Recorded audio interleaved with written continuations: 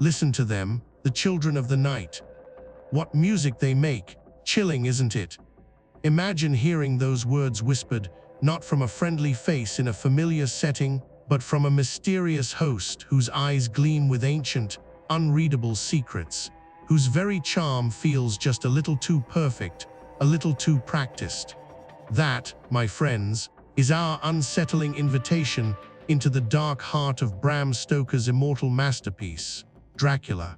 From the moment our protagonist, the earnest, somewhat naive English solicitor Jonathan Harker, journeys deep into the foreboding, isolated reaches of Transylvania and steps foot inside Count Dracula's crumbling castle, you feel it. That creeping cold, that visceral sense of being utterly out of place, a tiny, vulnerable speck in a land where the established rules of civilization simply don't apply. The shadows are longer, the folklore is real, and the night, oh, the night holds untold, unspeakable horrors. Stoker is an absolute master at building this agonizing, slow burn dread, wouldn't you agree? What begins as a seemingly routine, if admittedly eccentric, professional encounter with the enigmatic Count soon begins its insidious twist into a full-blown nightmare. The initial charm, the Count's surprisingly eloquent speeches, his old-world courteous hospitality, it all unravels, thread by thread, like a meticulously woven tapestry revealing something ancient, predatory, and utterly, soul-chillingly terrifying beneath. It's that dawning, sickening realization when you understand that your smiling host isn't just unusual, he's profoundly, existentially dangerous. The warm welcome you thought you received isn't genuine. It's a carefully laid trap, and suddenly, your greatest fear isn't simply being alone in a strange land, it's being utterly hunted, a prized possession for a creature beyond your wildest imaginings. But here's the thing, and this is crucial, Dracula isn't just a sensational gothic tale about a monster with sharp fangs and a dramatic aversion to sunlight, is it? Oh no, Bram Stoker's creation is so much more profound, so much more enduring than a simple creature feature. Dracula himself is a walking, breathing, aristocratic embodiment of nearly everything humanity has ever profoundly feared throughout history, right up to our modern day. He represents the existential dread of the unknown, what lurks just beyond the borders of our understanding, beyond the safety of our familiar world. He is the ultimate foreign other, threatening to invade, to corrupt, to fundamentally change our way of life, our very culture. He is the seductive whisper of temptation that can lead to the corruption of innocence, the perversion of what is pure. And perhaps most unsettlingly, Dracula mirrors the darkness that can lie dormant, waiting for an invitation, within ourselves, the primal, often denied, urges. He embodies the sheer terror of having your very essence, your free will, your lifeblood slowly, irrevocably drained away. He is the ultimate predator, yes, but more importantly, he's a deeply uncomfortable mirror reflecting our own deepest, most primal anxieties about vulnerability and control. So, I have to ask you, and this is where Dracula truly transcends his time, are monsters truly real, tangible threats stalking our night, or do we, in our deepest anxieties and collective fears, fundamentally create them? Do they exist independently, or do we conjure them from our universal fears of invasion, of contagion, of losing control over our lives and our societies? Dracula forces us, even today, to confront these incredibly uncomfortable questions head-on.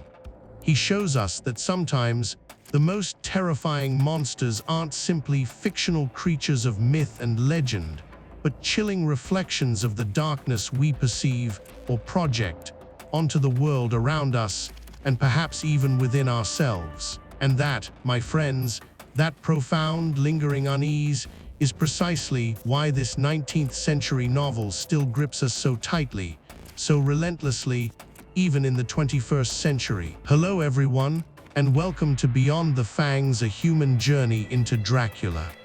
Now, if you are like me, when you first heard the name Dracula, Your mind probably conjured vivid images of crumbling, ancient castles shrouded in perpetual mist, the sinister glint of sharp teeth in the moonlight, and the ominous sweep of a dark cape. Perhaps you immediately thought of a quintessential horror tale, a straightforward battle between the forces of good and an unequivocal, clear-cut monster at its very core. And in many ways, Bram Stoker's Dracula is absolutely that. It is, without a doubt, a groundbreaking masterpiece of gothic horror, a seminal work that laid the very foundation for virtually all modern vampire lore and storytelling. But what if I told you that there is an incredible depth, a profound human drama pulsating just beneath that fearsome, blood-chilling surface? What if I told you that this book, which all too often gets pigeonholed, perhaps unfairly, as merely a monster story, is actually a far more intricate and profound exploration of the indomitable spirit of human resilience, the chilling grip of existential fear, and the fragile yet desperate tendrils of hope that persist even in the darkest corners? When I first picked up Dracula years ago, honestly, my expectations were pretty much aligned with the popular perception. I was anticipating a thrilling, perhaps a bit gory, monster story, a delightfully spooky read to simply pass the time on a dreary afternoon. But what I discovered, as I compulsively turned page after page, getting lost in its epistolary narrative, was something exponentially deeper, far more emotionally resonant, and utterly transformative than I could have ever imagined. I unearthed a story not just about a terrifying supernatural entity preying on the innocent, but a profoundly powerful narrative about human resilience in the face of unimaginable, soul-crushing terror. It is an enduring testament to the unyielding, tenacious spirit of ordinary people, doctors, lawyers, noblemen, women of society who are suddenly and brutally pushed to their absolute physical, mental, and spiritual limits. More than that, it is a story told almost entirely through their most intimate thoughts, their urgent, sometimes desperate pleas for help, their raw, unfiltered emotions captured in the immediacy of their personal journal entries, cryptic telegrams, and heartfelt letters. We, as readers, are granted an unparalleled window into their very souls.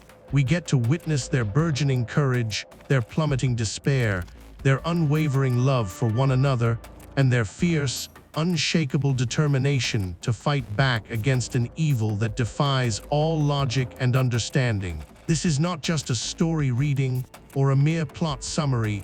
It is an emotional deep dive, an immersive, almost visceral journey directly into the intricate, terrified, yet ultimately hopeful minds of those who faced the ultimate evil and, against all odds, dared to fight back with every fiber of their being. So, how exactly are we going to embark on this journey and unravel the layers of this literary behemoth together? Well, yes, we are absolutely going to walk through the narrative chapter by chapter, chronicling the events as they unfold. But let me be clear, we are not just recounting dry plot points or summarizing action sequences. Instead, our primary focus will be to experience every terrifying revelation, every fleeting moment of joy, and every agonizing loss through the eyes and, perhaps even more importantly, through the authentic, trembling words of those who genuinely lived it. We will hear, almost directly from him, Jonathan Harker's escalating, claustrophobic terror trapped within the ancient, crumbling walls of Dracula's Transylvanian castle. We will feel, with an almost palpable ache, Mina Murray's heartbreaking strength, her astonishing intelligence, and her unwavering resolve to aid her friends despite her own terrifying ordeal. We will witness, firsthand, Dr. Van Helsing's weary but profound wisdom, his deep understanding of the occult, and his unwavering resolve to vanquish the darkness. And we will listen closely to the desperate hopes, the mounting fears, and the tragic fates of Lucy Westenra, the steadfast Dr. John Seward, the adventurous Quincy Morris, and the devoted Arthur Homewood. Each week, we will meticulously unpack a new section of the novel, delving intimately into their individual perspectives, understanding the immense weight of their struggles, and feeling every ounce of their fear and their desperate hope right alongside them, as if we too were part of their desperate struggle. This is our unique chance to connect with these iconic characters on a profoundly human level, to truly understand the beating hearts, the complex motivations, and the fragile humanity behind the heroic deeds and the terrifying supernatural encounters. Join me then as we venture beyond the fangs, beyond the myth, and delve deeply into the very human soul of Dracula. All right, settle in everyone, because today we are diving headfirst into a classic that still sends shivers down spines centuries later: Bram Stoker's Dracula. We're not just reading it, we're experiencing it, peeling back the layers of fear and fascination. Our journey begins, as all good horror stories often do, with an unsuspecting protagonist full of ambition and a healthy dose of modern confidence. Meet Jonathan Harker, a young English solicitor, bright-eyed and bushy-tailed, embarking on what he believes is a routine business trip. He's off to Transylvania, a name that, even today, conjures images of mist-shrouded castles and ancient secrets. But for Harker, it's just another step on the career ladder. He's traveling from the bustling, ordered world of Victorian London, a city of logic, progress, and streetlights, to a land that seems to exist outside of time itself. He's a man of reason, a man of the 19th century, armed with his journal and a very practical purpose, finalizing a real estate deal for a certain Count Dracula. What could possibly go wrong, right? He's brimming with the self-assuredness of an era convinced it had conquered ignorance and superstition.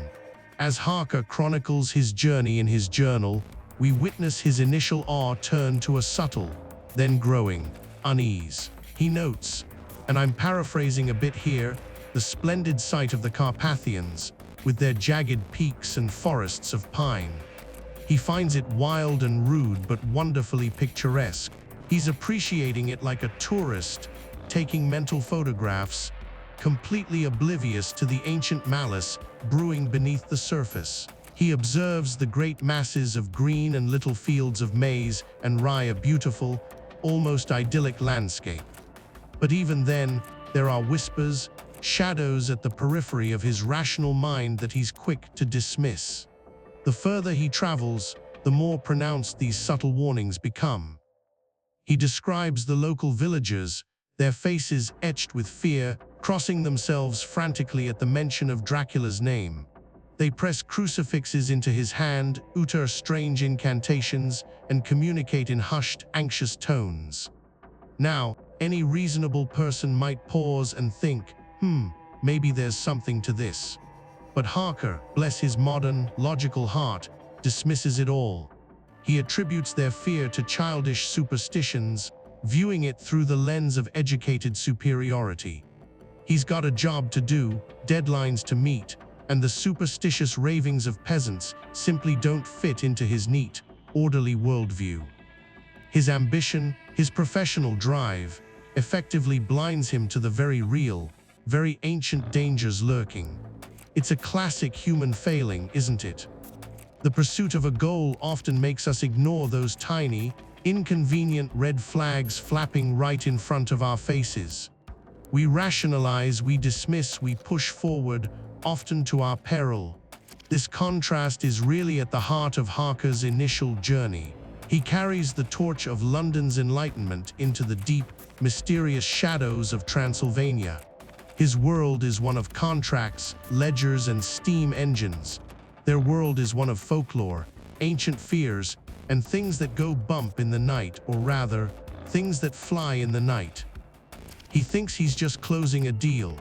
Little does he know, he's walking right into a nightmare that will challenge every single one of his rational beliefs, and ultimately, his very survival. His confidence, his belief in progress, it all makes him the perfect, unsuspecting lamb for the slaughter, as it were. He embodies the modern man, supremely confident in his mastery over nature and his understanding of the world, about to collide head-on with an ancient evil that respects neither logic nor ambition.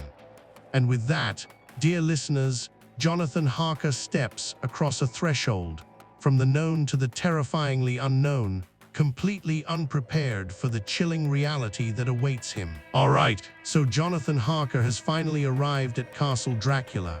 Imagine the scene: winding roads, a desolate landscape, wolves howling. He's tired, anxious, but also, let's be honest, a little bit thrilled by the gothic romance of it all. He enters this ancient, sprawling fortress, and who greets him? Not some ghoulish monster, not immediately.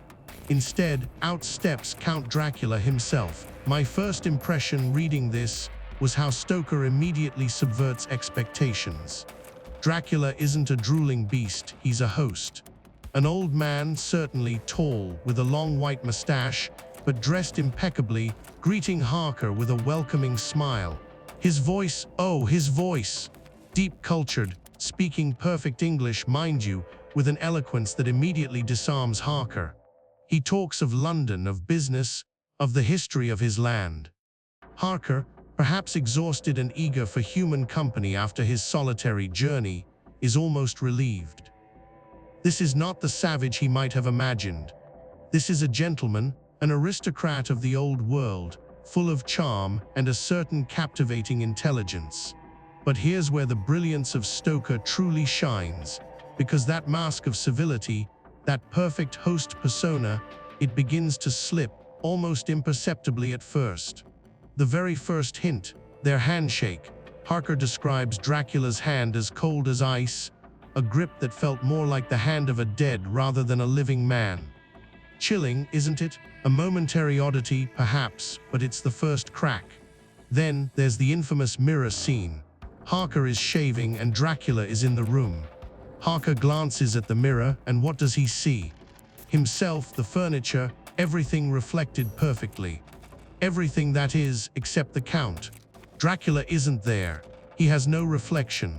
And when Harker, startled, nicks himself and a drop of blood appears, the Count's reaction is instant, violent. He lunges, a predatory snarl on his face, before catching himself, regaining his composure, and smashing the offending mirror. It's a stark, terrifying glimpse beneath the surface. And the strength. Later, when Harker tries to leave his room, Dracula physically restrains him, effortlessly, with a power that's utterly unnatural. It's not just a polite request, it's an iron grip, a display of raw, inhuman might that shatters any remaining illusion of a frail old man. These are the moments, these subtle cues, where the monster lurking beneath the polished exterior reveals itself. Now, why is this so unsettling, even for us today? Because it taps into a very real, very modern anxiety.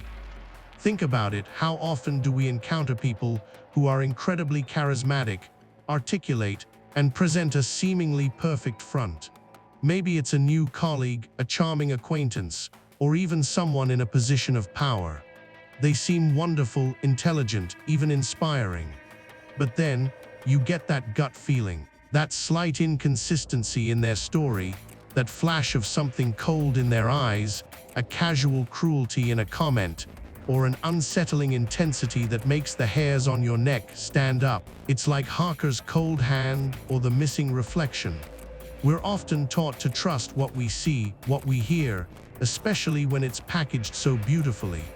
But Stoker reminds us that appearances can be profoundly deceptive. The true nature of a person or a creature can be hidden behind layers of carefully constructed charm and intellectual prowess. It's a warning to trust your instincts, to pay attention to those subtle red flags, those moments where the mask slips. Because ignoring them, as Harker slowly learns, can have terrifying consequences.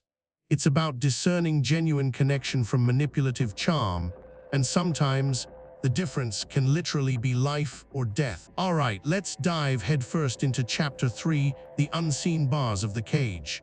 You know, that initial wonder and slight apprehension, Jonathan Harker felt upon arriving at Castle Dracula quickly morphed into something far more sinister. It wasn't a sudden, dramatic shift, but a slow, insidious creep of dread that settled over him like a thick, suffocating fog. Imagine, if you will, the polite host, the almost overly warm welcome, the seemingly open invitation to explore every nook and cranny. Jonathan, ever the meticulous solicitor, initially attributed the Count's quirks to mere eccentricity, perhaps the isolation of living in such a remote, ancient place. But as days bled into nights, and the initial novelty wore thin, a deeply disturbing pattern began to emerge. He'd try a door, expecting to find another grand hallway, perhaps a dusty library filled with forgotten tomes, or even just a way out to the desolate grounds to breathe fresh mountain air. But each time, the heavy handle would turn, the latch would clunk with an unnerving finality, and nothing. Locked. Not just one or two, not a wing that was temporarily closed, but every single door leading to the outside world, to any semblance of true freedom. That chilling moment, when the true, horrifying realization finally dawned on him that he wasn't a valued guest, but a meticulously trapped prisoner, must have been utterly gut-wrenching, a cold shock to his very soul. This isn't the kind of imprisonment with clanking chains and cold, damp dungeon walls, not yet anyway. No, this was far more insidious, far more psychologically terrifying. The bars weren't forged from iron, they were invisibly woven from isolation, from the chilling unknown of his surroundings, and, most disturbingly, from the very politeness, the almost exaggerated hospitality of his captor. There were no overt guards to fight, no obvious locks to pick in plain sight. Just the crushing, silent knowledge that every potential exit was sealed, every avenue of escape systematically blocked.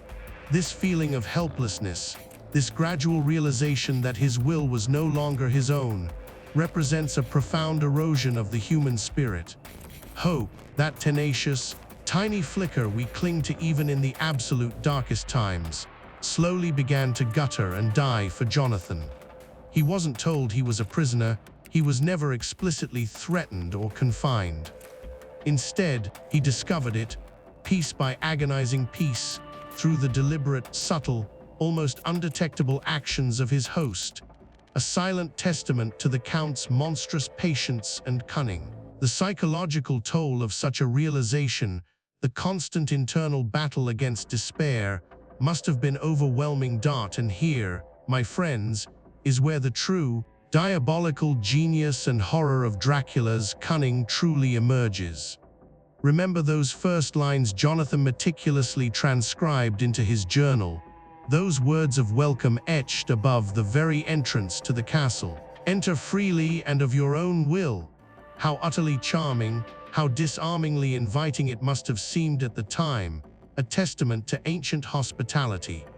Now, looking back through the lens of his harrowing captivity, it transforms into a statement drenched in the darkest, most bitter irony imaginable. He did enter freely. He did come of his own will, drawn by the promise of business. But the moment he crossed that fateful threshold, that freedom, that autonomy, vanished as if it were never there, replaced by an invisible, unbreakable cage. Dracula, in his ancient, monstrous wisdom, understood that the most potent form of control isn't brute force, isn't overt coercion, but the initial illusion of boundless choice, followed by the crushing, inescapable revelation that there was no choice at all. It's a psychological masterclass in manipulation, a cruel, drawn-out game played with Jonathan's mind, making him a captive not just of the castle's stone walls, but of his own shattered expectations, his eroded sense of agency. That, my friends, is a terror that chills to the bone far more effectively than any physical restraint or visible dungeon. It's the terror of the mind, the true unseen bars. Chapter 4, Confronting the Unbelievable. You know, there are moments in life, truly pivotal ones, where your entire understanding of reality just shatters. For Jonathan Harker, trapped within the oppressive, ancient walls of Dracula's castle, that moment arrived with a gut-wrenching, soul-crushing certainty. Up until then, he'd been so rational, so meticulous, documenting everything, trying desperately to find logical, pragmatic explanations for the increasingly bizarre and unsettling occurrences. He was a man of facts, firmly rooted in the observable world. But what he saw next, through the gloom and the swirling mist, well, it didn't just defy logic. It spat in the face of every single law of nature he held dear, every foundational principle he believed governed existence itself. Imagine this, it's deep in the dead of night, the air is thick with dread and confinement. Harker, peering from his window, witnesses something that makes his blood run cold. There, on the sheer, impossible vertical of the castle wall, is Dracula. Not climbing with ropes, not using handholds, he's literally crawling down, face downward, like a lizard. Think about the sheer impossibility. A human form defying gravity, moving with an unnatural, almost predatory grace, scaling an impossible, perpendicular surface as if it were flat ground. It's an image burned into his mind, and now into ours. Harker's mind, rigorously trained in logic and practical thought, simply wouldn't process it. It's a textbook, chilling case of cognitive dissonance, isn't it?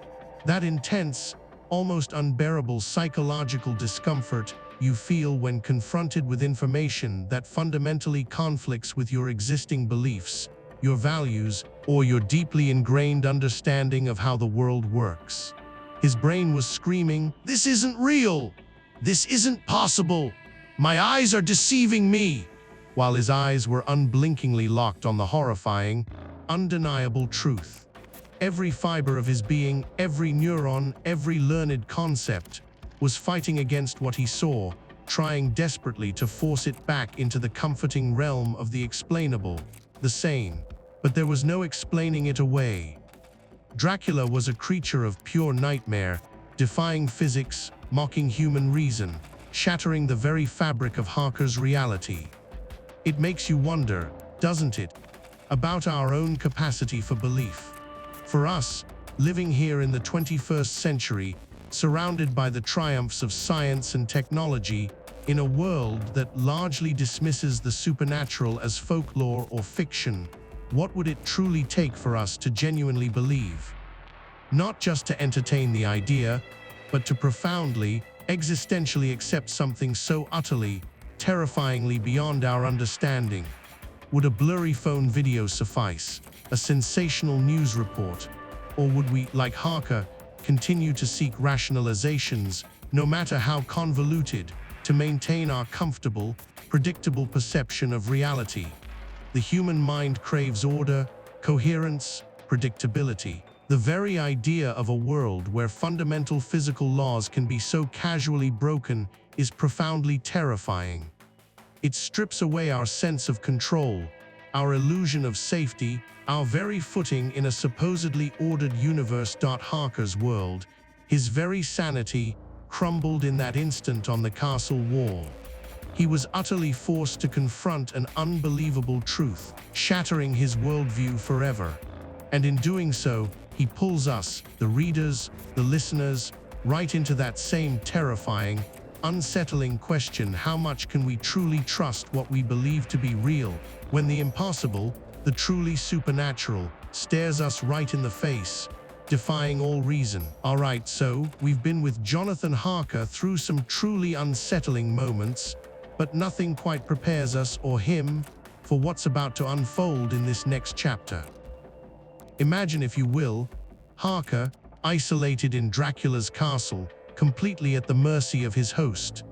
And then, as if the Count himself isn't enough, 3 women emerge from the shadows. 3 women who are beautiful, yes, but with a beauty that feels predatory. Stoker describes them with an almost lyrical, yet utterly terrifying precision. Their red, voluptuous lips, their long, sharp, canine teeth, and eyes that blazed with a wicked, burning desire. It's a description that immediately tells us these aren't your typical damsels in distress. No, These are agents of their own terrifying will, and they have their sights set squarely on Jonathan. The scene itself is a masterpiece of psychological horror mixed with undeniable, forbidden sensuality. Harker is paralyzed, caught between an instinctual terror and something far more insidious. He writes, and this is crucial, "I felt in my heart a wicked, burning desire that they would kiss me with those red lips." Think about that for a moment. Fear should be his only emotion, right? But instead, there's this raw, almost animalistic longing. He's simultaneously repulsed and utterly captivated, longing for a kiss that he knows will bring his destruction. It's a visceral, unsettling contradiction. This isn't just about a man facing supernatural creatures. It's about a man confronting his own deepest, most primal urges. The brides represent a form of female sexuality that would have been deeply shocking and taboo in Victorian society. In an era where women were often idealized as pure, domestic figures, these vampire brides shatter that illusion. They are active, aggressive, and explicitly sexual. They are not passive objects of desire, they are the pursuers, the predators.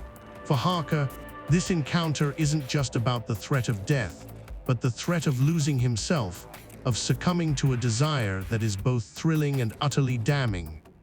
It's the fear of being consumed, not just physically, but emotionally and spiritually, by something untamed and uncontrollable. This scene taps into a profound anxiety prevalent in Victorian England, the fear of unrestrained female passion, seen as a dangerous, corrupting force that could unravel social order and morality. The brides are the embodiment of everything conservative Victorian society sought to repress and control in women. They are powerful, assertive, and undeniably alluring, making them all the more terrifying to Harker, and by extension, to the Victorian male reader. It's a masterful exploration of fear, desire, and the dark corners of the human psyche, all wrapped up in a supernatural package. This encounter leaves an indelible mark on Harker, and on us, forcing us to confront the alluring darkness within ourselves. Welcome back to the channel, everyone. We are diving deep into the chilling world of Bram Stoker's Dracula, and today, we arrive at a pivotal, heart-stopping moment, Jonathan Harker's desperate escape. This isn't just about fleeing a physical prison, it's about a man pushed to his absolute limit, choosing the terrifying unknown over a fate far more monstrous. Jonathan's days in Castle Dracula have been a descent into madness. He's witnessed unspeakable horrors, been preyed upon, and felt his sanity fraying with each passing sunset. But then, he stumbles upon a discovery that changes everything. In the decaying chapel, amidst the dust and cobwebs, he finds it Count Dracula, not in his usual commanding form, but vulnerable, sleeping in his box of Transylvanian earth. This isn't a coffin in the traditional sense, but a rough, unhewn wooden chest, filled with the very soil that anchors his unnatural existence. Imagine the sheer gut punch of that moment. To see the monster who has tormented you, the creature of the night, lying there, seemingly inert. Dracula, ghastly, white as a corpse, yet clearly breathing, undeniably present. It's a moment of clarity for Jonathan, a terrifying realization that the Count is only truly powerless in these stolen moments of rest. This sight ignites a flicker of hope, a desperate, almost suicidal idea.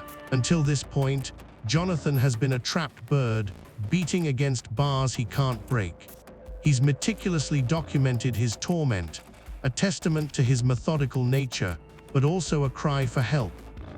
Now, with the Count vulnerable, a new, primal instinct takes over. The choice is stark: continue to passively await his inevitable, ghastly end, or risk everything on a gamble that could mean instant death. It takes an unimaginable amount of courage to make that leap. Not courage in the heroic sense, perhaps, but the raw, unadulterated will to survive when faced with the absolute worst. He knows the castle's dangers, the three brides of Dracula, the sheer height of the walls.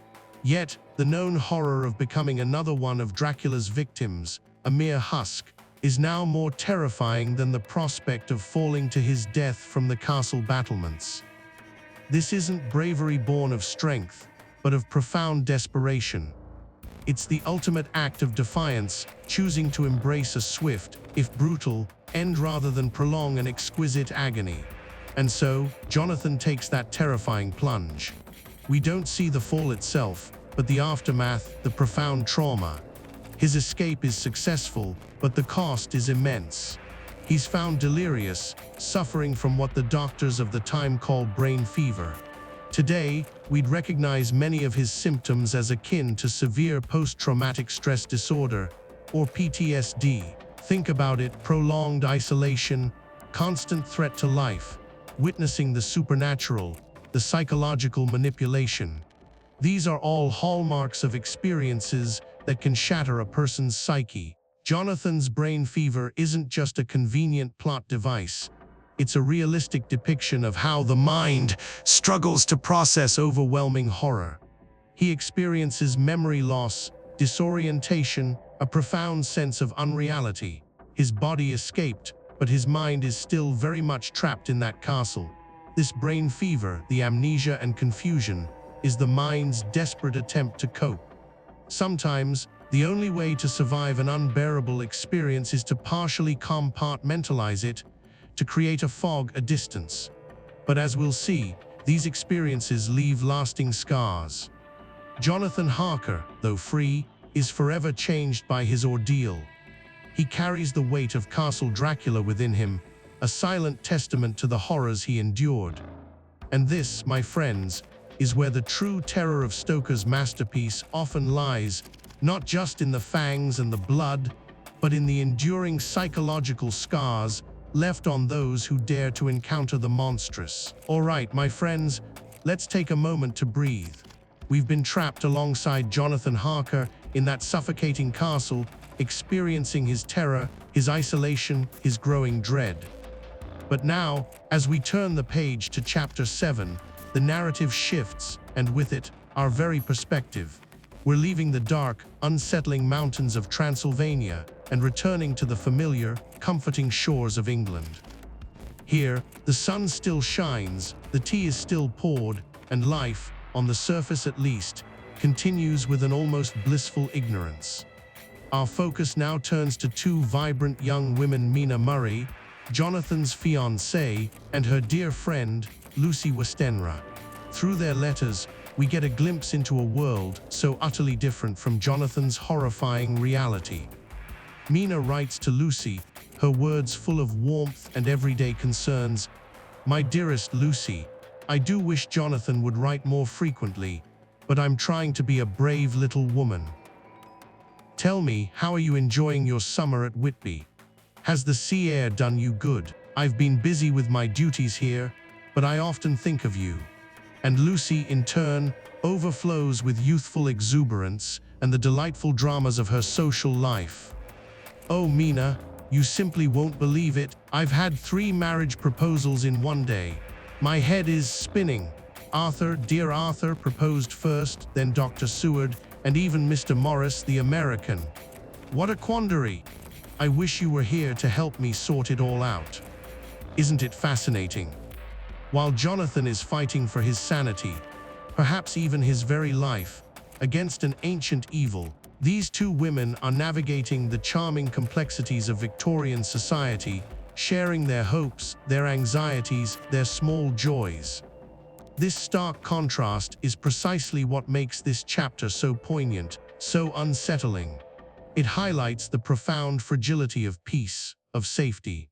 They live in a world where the biggest worry is choosing between 3 eligible bachelors, a world where darkness feels like a distant fairy tale. But this sense of security, this domestic bliss, is just that, an illusion. The very air they breathe, the very ground they walk on, is about to be invaded. The horror Jonathan is witnessing, the ancient evil he is confronting, is not confined to the desolate Carpathians. It is a creeping, insidious shadow, slowly but surely making its way to their tranquil shores. Let's meet these gentlemen, shall we? First, there's the Honorable Arthur Holmwood, a nobleman, kind and steady, deeply devoted to Lucy. He represents stability, tradition, and a promising future. Then, Dr. John Seward, a brilliant young physician who runs a lunatic asylum. He's intellectual, scientific, but perhaps a little too absorbed in his work. And finally, Quincy P. Morris, the adventurous American, a wealthy Texan with a handlebar mustache and a passion for hunting. He's bold, charming, and brings a touch of the untamed wilderness to their refined world. These three men, each so distinct, are all vying for Lucy's hand, representing the pinnacle of eligible society. Their presence further solidifies the image of a safe, ordered world, a world where love and marriage are the biggest adventures. But remember, my friends, the shadows are lengthening, and sometimes the greatest dangers lurk just beneath the surface of the most beautiful illusions. Chapter 8. The shadow falls on Whitby. After Jonathan Harker's harrowing escape from Castle Dracula, the narrative pivots sharply, drawing us into the seemingly tranquil world of England, specifically the quaint seaside town of Whitby. But tranquility is a fleeting illusion here. It's amidst a raging tempest, a furious ballet of wind and wave, that we witness one of the most iconic and terrifying scenes in all of literature, the arrival of the Demeter. This isn't just any ship, it's a harbinger of doom, a ghost vessel propelled by the storm's furious will, its sails ripped to shreds like spectral banners, its crew gone, vanished without a trace. It crashes ashore, a macabre spectacle of splintered wood and broken dreams, and what we find aboard is chilling to the bone. A single dead man, the captain lashed securely to the helm, his hand still gripping the wheel in a death grip, his face contorted in a silent scream, a mask of ultimate, unimaginable terror. But the true, gut-wrenching horror of the Demeter's voyage only fully unfolds when we delve into the captain's log. Bram Stoker, with unparalleled genius, employs what we would now call a found footage style, long before the term was even conceived. It's a masterstroke, building an almost unbearable sense of creeping dread, a slow burn terror that gets under your skin. The entries are raw, immediate, and utterly terrifying, transforming a routine cargo run into a nightmarish descent into pure madness. Let me share some excerpts, and you'll understand why this is such a brilliant narrative device, giving us a first-hand account of the crew's slow demise. The log begins innocently enough, detailing a mundane shipment of 50 cases of earth from Varna. But almost immediately, the entries begin to darken, the tone shifting from professional to increasingly frantic. August 1st. We are leaving Varna. All seems well. Cargo secured. August 3rd. One man missing from the night watch. No trace found. Fear amongst the crew. Whispers of ill omens. August 6th. Another man vanished. The crew are openly superstitious now, speaking of evil presences, of something dark moving on deck at night when all should be still. I myself begin to feel a strange, inexplicable chill. A sense of being watched even in broad daylight. August 10th. The superstitions are rampant. The men are convinced there is a presence, unseen, yet undeniably real, preying on them. Two more gone. Their screams still echo in my memory. Madness is setting in, not just for them, but for me too. I find myself checking the cargo, those 50 boxes of earth, over and over, wondering what truly lies within them. August 12th. Only myself and 3 others remain. We are all haunted, sleepless, our eyes wide with unspeakable fear. The terror is palpable, a thick fog choking the air. I saw it, or thought I did, a tall, thin man, moving like a shadow too swiftly, too silently, across the moonlit deck. I prayed for a swift end, for any kind of release from this living nightmare. August 14th. All gone. I am truly alone on this accursed ship, the last living soul. The ship is truly accursed. I lash myself to the helm, my last act of defiance, hoping to steer us towards some salvation, some port, or at least a final, peaceful rest. May God have mercy on my soul. The night is endless, and that's where the log abruptly ends. Imagine the sheer, unadulterated horror. A ship, adrift for weeks, carrying not just mundane cargo, but an escalating, insidious nightmare. Each entry is a punch to the gut, painting a picture of dwindling hope and encroaching doom, all from the isolated, desperate perspective of a man slowly losing his mind to an unseen, relentless predator. This isn't some monster jumping out at you with jump scares.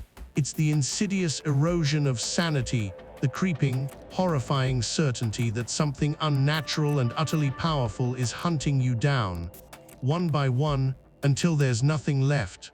The Demeter's arrival isn't just a dramatic shipwreck, it's the quiet, chilling victory of Dracula. He hasn't burst onto the scene with fanfare or a grand declaration of war.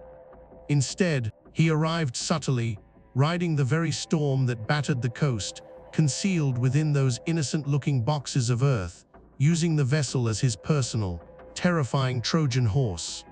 The dead captain, the vanished crew, the eerie silence of the ship as it ground onto the sand, it all speaks to the unimaginable power, the ancient cunning, and the sheer ruthlessness of an unholy evil. England, and specifically the unsuspecting town of Whitby, has just been invaded.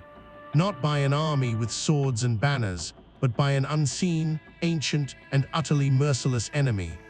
The shadow has truly fallen, and the real horror has only just begun. All right, so we've moved past the initial shock and dread of Dracula's arrival, and now we plunge headfirst into what I personally find to be one of the most chilling aspects of the book, the slow, insidious decay of Lucy Westenra. Chapter 9, aptly titled A Sickness of the Soul, isn't just about a physical ailment, it's a terrifying descent into an unknown horror that modern science, for all its advancements, is utterly powerless against. Think about poor Lucy. We've seen her as this vibrant, innocent young woman, full of life and eager for love. And then, almost imperceptibly, things start to go wrong. She begins to suffer from a mysterious illness that leaves her increasingly pale, weak, and lethargic. Her beautiful complexion, once so radiant, now has this sickly, waxy pallor. It's as if the very life force is being drained from her, slowly but surely. And then there are the disturbing sleepwalking incidents. It's not just a harmless nocturnal wander. She's drawn out of her bed, seemingly compelled, into the night. It's a profound violation, isn't it? Her private sanctuary, her own mind and body, no longer truly her own. What really throws Dr. Seward into a tailspin, and frankly, what makes my skin crawl reading it, are the specific physical symptoms that defy any rational explanation. He observes these two tiny, almost imperceptible red marks on her throat.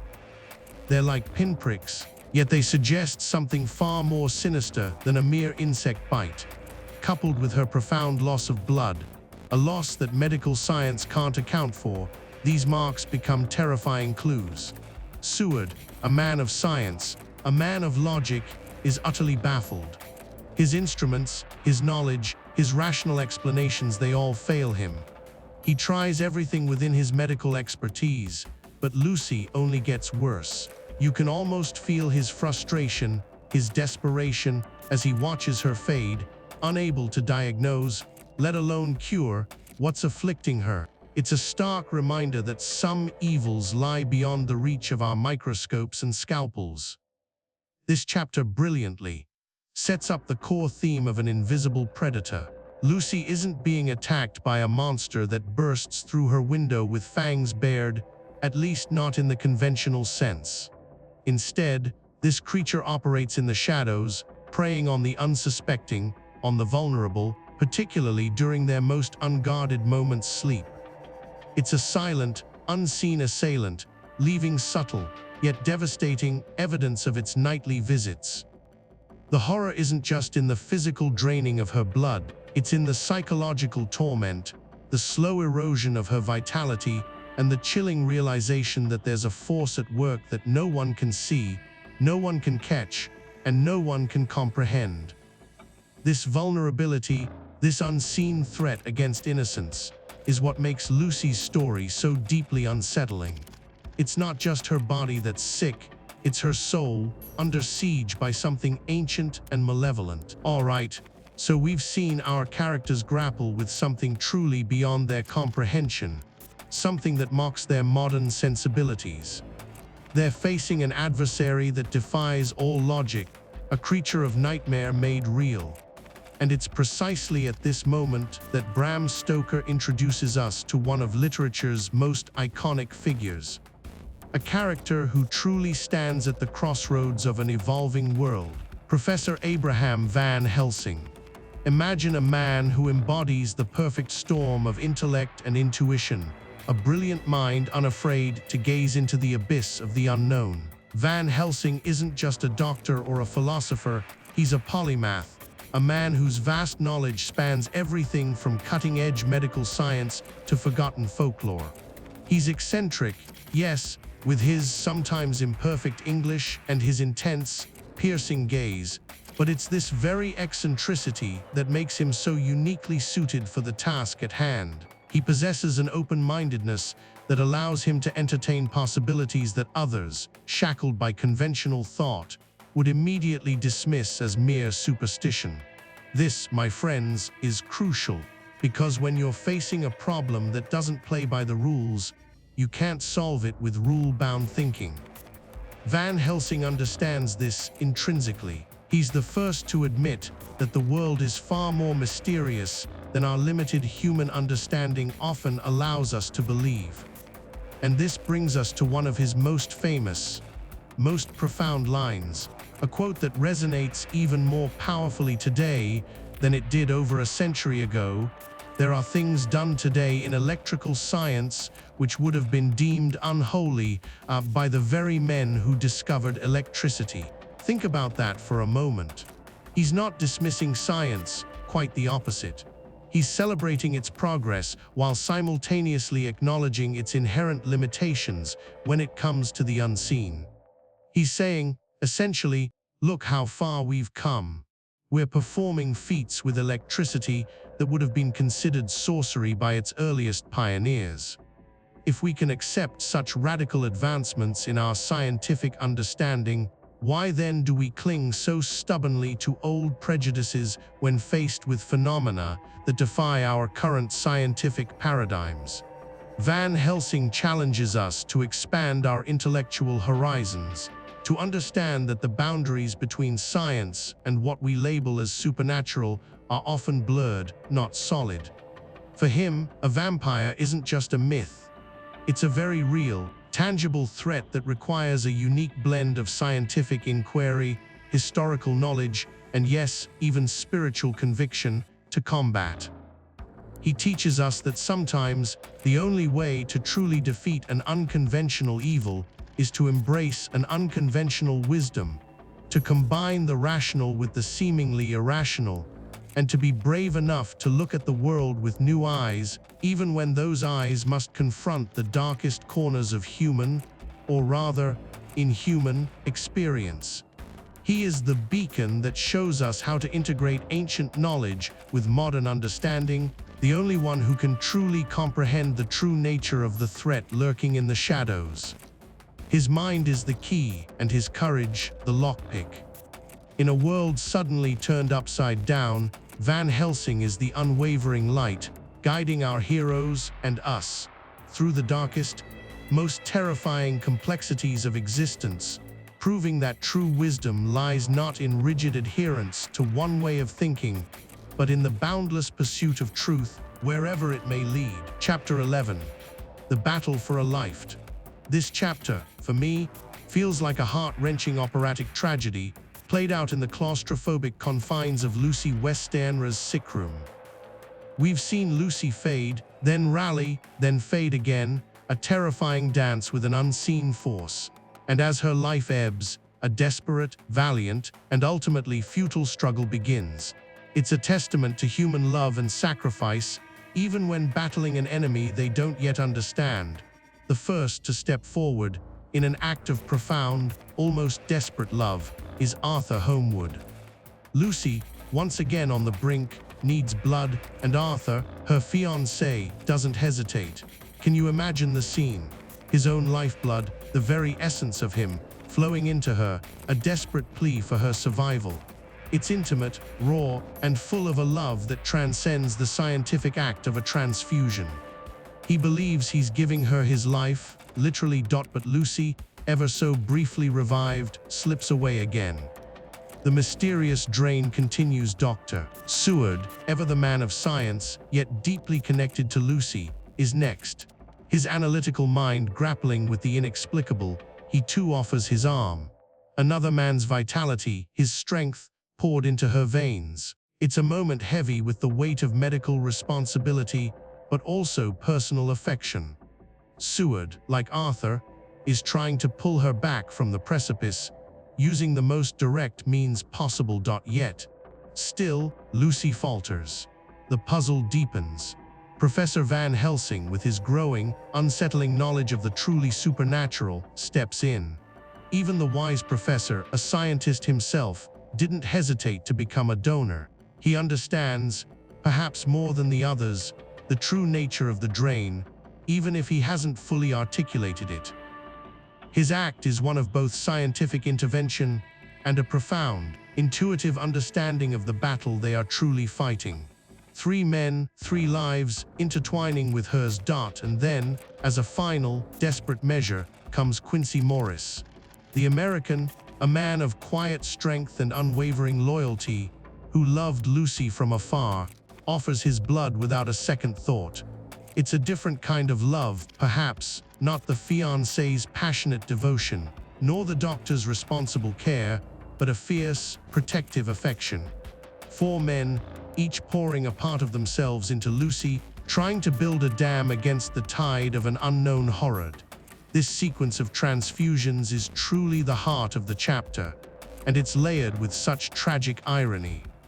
On the surface, they are heroically trying to save Lucy, believing they are literally giving her life. Blood, after all, is the very symbol of life force.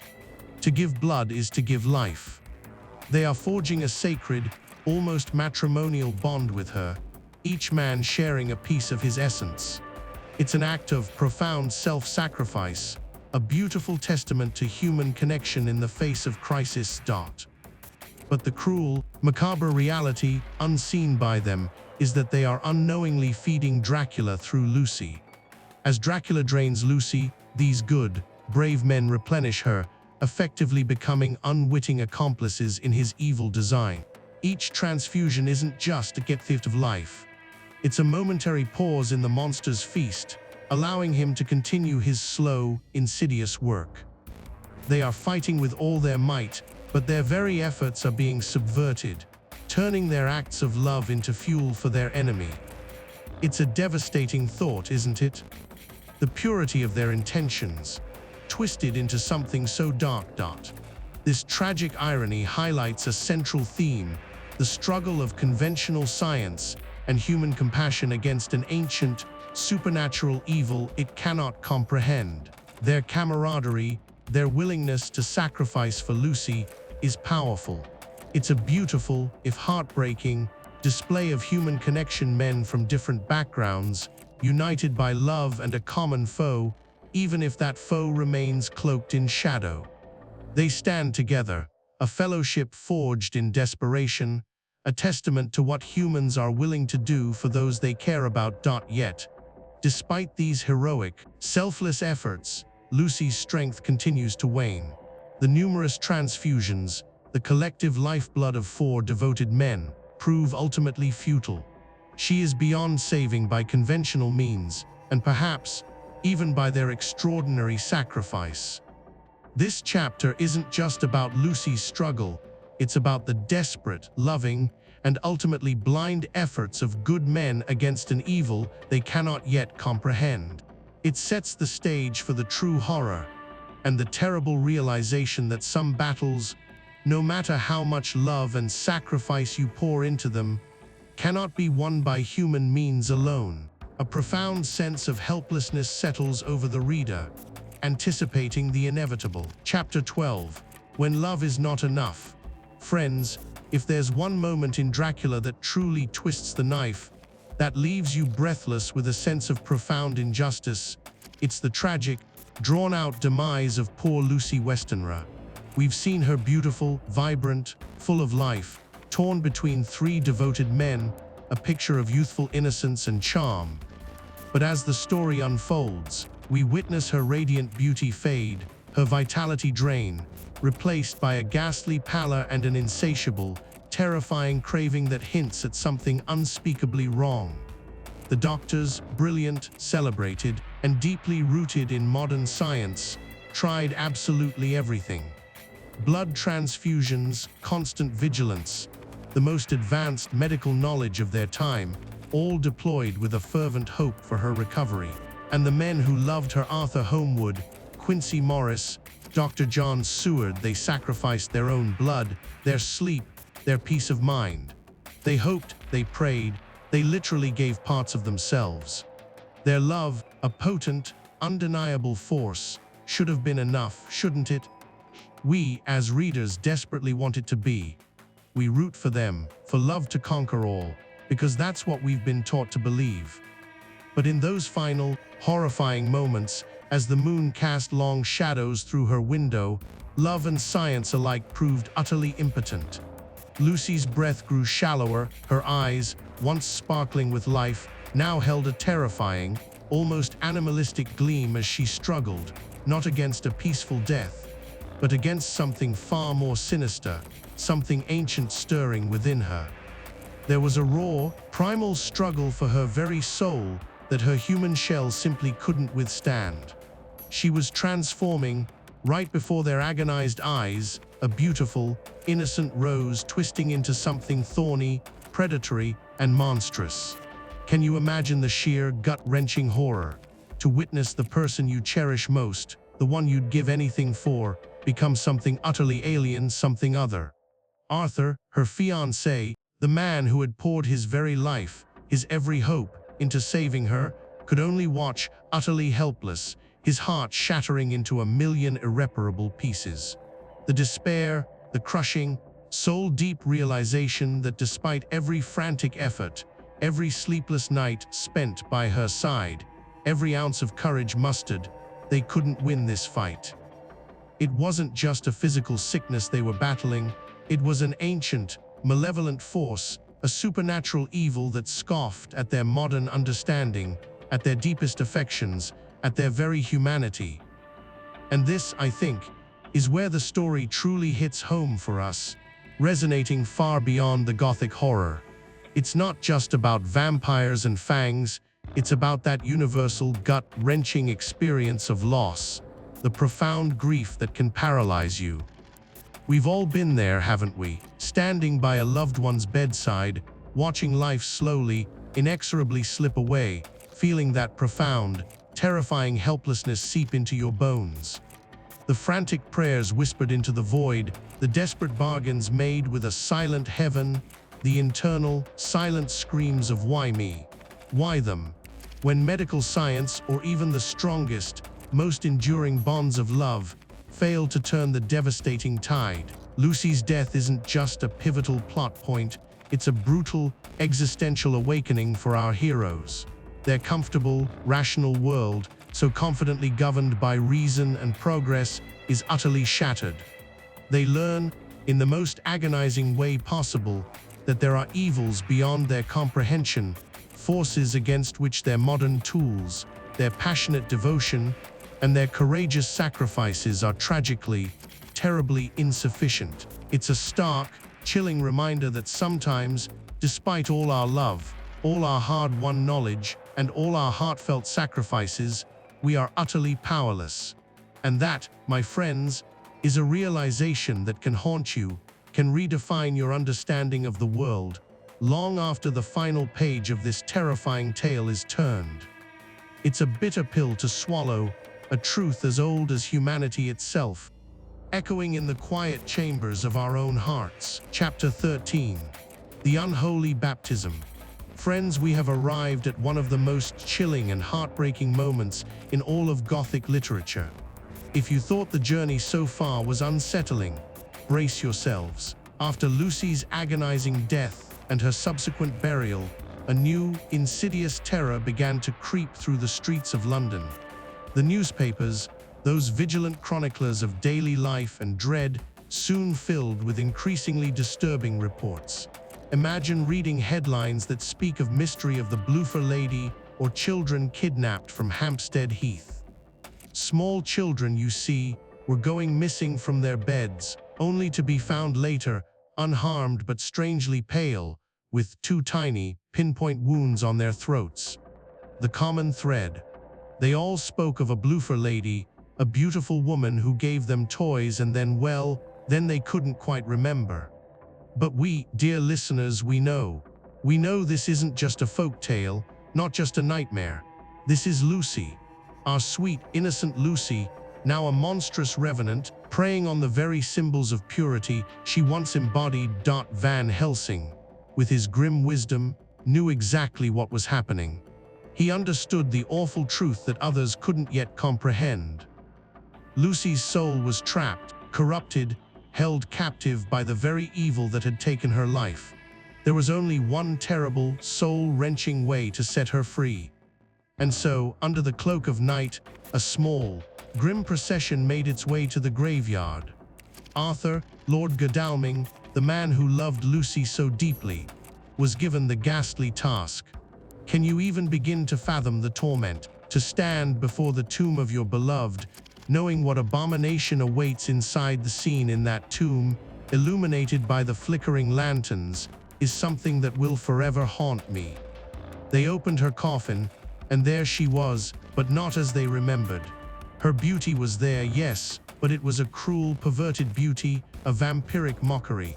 Her eyes, once soft and loving, now gleamed with an infernal light. Her lips, once kissable, were stained with blood. She was no longer their Lucy. She was a fiend, a creature of the night, a destroyer of innocence. And as she rose, her beauty twisting into a sneer, Arthur, his face a mask of grief and grim determination, was forced to act, with Van Helsing's solemn instructions echoing in the cold, damp air. Arthur raised the stake.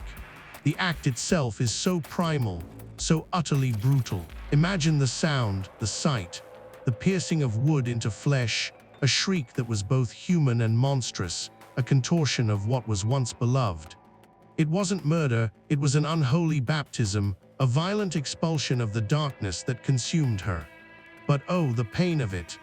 The moral weight of this act, this gruesome mercy killing, is almost unbearable. How do you reconcile the sacredness of life with the necessity of extinguishing it for the sake of a soul? For Arthur, it was the ultimate sacrifice of love. He wasn't killing his Lucy, he was saving her. He was delivering her from an eternity of damnation, from being the Bloofer Lady forever. He was granting her peace, even if that peace had to come through such a horrifying, desperate means. It looks like murder to the uninitiated eye, but to those who understood, to those who bore witness, it was the only path to salvation. And in that moment, as her body convulsed and then stilled, as the corruption seemed to drain away, her face finally regained a semblance of its former purity. The monster was gone. Lucy, finally, was at peace. But the scar on Arthur's soul, and indeed on all their souls, would forever remain. This was the true cost of battling the undead, not just physical danger, but a profound spiritual and emotional trauma that reshaped them all. All right, so we've journeyed through terror, loss, and the horrifying realization that what we thought was fiction is terrifyingly real. Chapter 14 of Dracula, aptly titled The Fellowship of Grief, marks a pivotal turning point. It's where the scattered pieces of hope, expertise, and sheer human will finally coalesce into something formidable, what I affectionately call the Crew of Light. Imagine this, a collection of individuals, each carrying their own burdens, their own profound grief for Lucy Westenra, and now a shared, chilling understanding of the evil they face. This isn't just about revenge, it's about survival, about protecting all that is good in the world from a darkness that defies logic. First, we have Dr. John Seward. Remember him? The brilliant, analytical psychiatrist, a man of science who initially grappled with the unthinkable. His asylum records, his medical observations, his sheer investigative drive, they become invaluable. He brings a logical, methodical approach, even when logic itself is under assault. Then there's Lord Arthur Holmwood, now Godalming. The aristocrat, Lucy's fiancé, a man whose world was shattered. His grief is raw, his resolve hardened by immense personal tragedy. He possesses the physical strength, the social standing, and crucially, the resources to aid their impossible quest. He's the steadfast pillar, grounded in duty and unwavering loyalty. And of course, Quincy P. Morris, the Texan, a man of action, unburdened by conventional European sensibilities, possessing a frontier spirit and a readiness to face danger head-on. His sharp shooting skills and fearless nature make him a formidable asset. He's the adventurous spirit, the one who brings a practical, no-nonsense approach to extraordinary problems. Jonathan Harker, our meticulous solicitor, the man who endured the horrors of Dracula's castle firsthand. His personal testimony, his detailed journal entries, are the bedrock of their understanding. He's been there, seen it, survived it. His courage, tested by unimaginable fear, now fuels a burning desire to protect his beloved Mina and eradicate this evil. Presiding over them, the intellectual powerhouse Professor Abraham Van Helsing, the Dutch savant whose vast esoteric knowledge of the supernatural is their only guide through this uncharted territory. He's the strategist, the mentor, the one who pieces together the ancient lore with modern understanding. Without him, they'd be lost. And let's not forget Mina Harker. Though not always in the field, her role is absolutely critical. The school mistress, with her keen intelligence, her organizational prowess, and her incredible empathy. She meticulously compiles all the disparate accounts, cross-referencing, connecting the dots, becoming the central intelligence hub. More than that, her pure heart and unwavering faith in humanity serve as the moral compass, reminding them what they are fighting for. What's truly profound here isn't the individual strength of each person. No single one of them could face Dracula alone. Their power, their ultimate hope, lies in their unity. It's in the way they trust each other implicitly, share their vulnerabilities, and combine their unique talents. Arthur's wealth, Seward's science, Quincy's bravery, Jonathan's experience, Van Helsing's knowledge, and Mina's intellect and compassion, they form an unbreakable chain. This dynamic really resonates with me because it's such a powerful testament to the importance of community, especially when we're facing our own personal crises. When life throws its own vampires at us, whether they're grief, illness, or overwhelming challenges, we often feel isolated, alone in the dark. But Dracula reminds us that it's in reaching out, in forming our own fellowships of support, that we find the true strength to fight back. It's about leaning on each other, sharing the burden, and understanding that together, we are always stronger. The Crew of Light isn't just a literary construct, it's a powerful metaphor for resilience born from connection. All right, let's dive into chapter 15, aptly titled Piecing Together the Puzzle. And honestly, for me, this is where the true genius of Bram Stoker, and more specifically, the character of Mina Harker, truly shines through. Up until this point, we've been on a roller coaster of fragmented horrors: Jonathan's terrifying captivity in Transylvania, Lucy's inexplicable decline, the strange ship landing at Whitby, and Van Helsing's increasingly cryptic warnings. Everyone has a piece of the puzzle, a sliver of terrifying truth, but absolutely no one has the whole picture. It's a jumble of personal journals, hurried letters filled with dread, frantic telegrams seeking answers, and baffling newspaper clippings reporting bizarre occurrences. Imagine trying to make any coherent sense of all that chaos, all while the chilling specter of an ancient, seemingly unstoppable evil looms closer, threatening to consume everything and everyone they hold dear. This is precisely where Mina steps in, not with a gleaming silver sword or a blessed crucifix, but with something far more potent, something profoundly human, her extraordinary mind and her unwavering determination.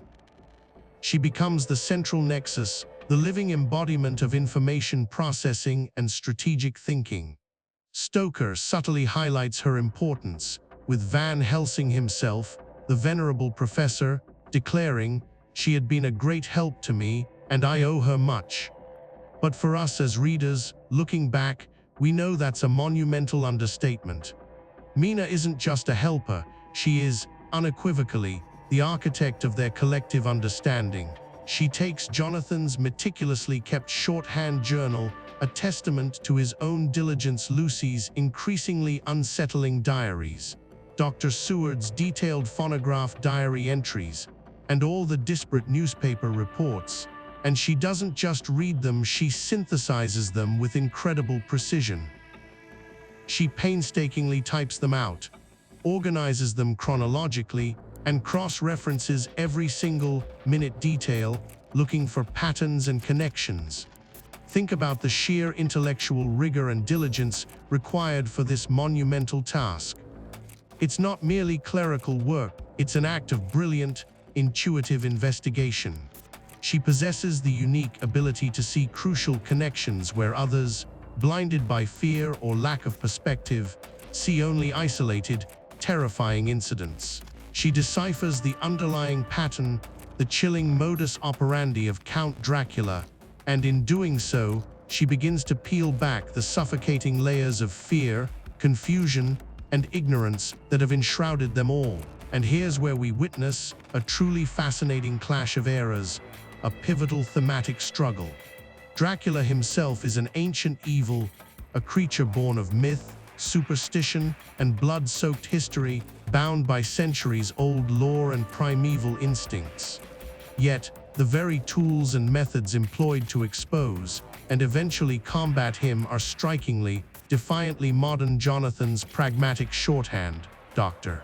Seward's innovative phonograph for dictation, and perhaps most importantly, Mina's trusty typewriter, a symbol of efficiency and clarity. She masterfully uses the cutting-edge technology of her time to bring order and clarity to an ancient, shape-shifting nightmare. She painstakingly creates a cohesive narrative, a comprehensive timetable of terror, if you will, mapping out Dracula's movements, his patterns, his victims. This isn't just a story about fighting monsters.